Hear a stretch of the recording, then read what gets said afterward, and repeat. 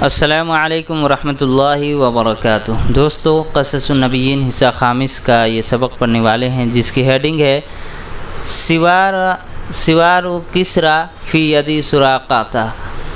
دوستو، سبق شروع کرنے سے پہلے آپ لوگوں سے گزارش ہے کہ جو لوگ ہمارے چینل کو سبسکرائب نہیں کیے ہیں، چینل کو ضرور سبسکرائب کر لے۔ ویڈیو اچھی لگے تو ایک لائک ضرور کر دیا کریں۔ لائک کرنے سے پڑھانے والے کے اوپر حوصلہ اس کی بڑھتی ہے اور ویڈیوز بنانے کا دل چاہتا ہے، اس وجہ سے لائک کرنے میں کنجوسی نہ کیا کریں۔ چلیے سبق شروع کرتے ہیں۔ سوار کسریٰ فی ید سراقہ، اس کو سوار اور سوار دونوں طرح سے آپ پڑھ سکتے ہیں۔ لغت میں زیر کے ساتھ بھی دیا ہے اور پیش کے ساتھ بھی اس کا دیا ہے، جس کے معنی ہے کنگن۔ کسریٰ کا کنگن فی ید سراقہ، سراقہ کے ہاتھوں میں۔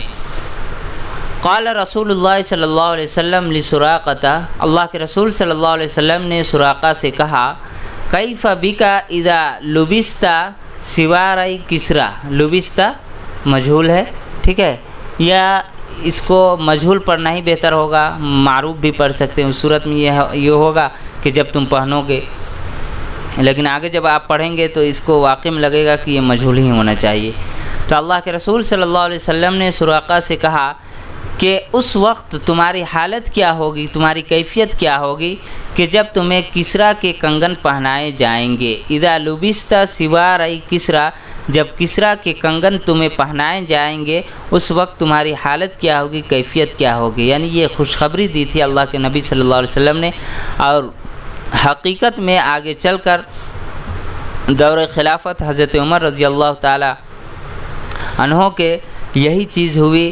حضرت عمر رضی اللہ تعالی عنہ کے پاس کسریٰ کے کنگن اور اس کے تاج کو لایا گیا، اور حضرت عمر رضی اللہ تعالی عنہ نے خود ان کو پہنایا۔ وکان کذالک، اور ایسا ہی ہوا۔ فلما اتی عمر رضی اللہ تعالی عنہ بسوار کسریٰ ومنطقتہ وتاجہ، اور ایسے ہی ہوا کہ جب حضرت عمر رضی اللہ تعالی عنہ کے پاس کسریٰ کے کنگن کو، بسوار کسریٰ، کسریٰ کے کنگن کو، ومنطقتہ وتاجہ، اور اس کے جو تاج تھے اس کو جب لایا گیا، دعا سراقہ بن مالک، تو حضرت عمر رضی اللہ تعالی عنہ نے سراقہ بن مالک کو بلایا، فالبسہ ایاہا، اور آپ نے خود اس کو اس کنگن کو پہنایا۔ وعرض علیہ سراقۃ الزاد والمتاع، علیہ سے مراد یہاں پہ اللہ کے نبی صلی اللہ علیہ وسلم ہے۔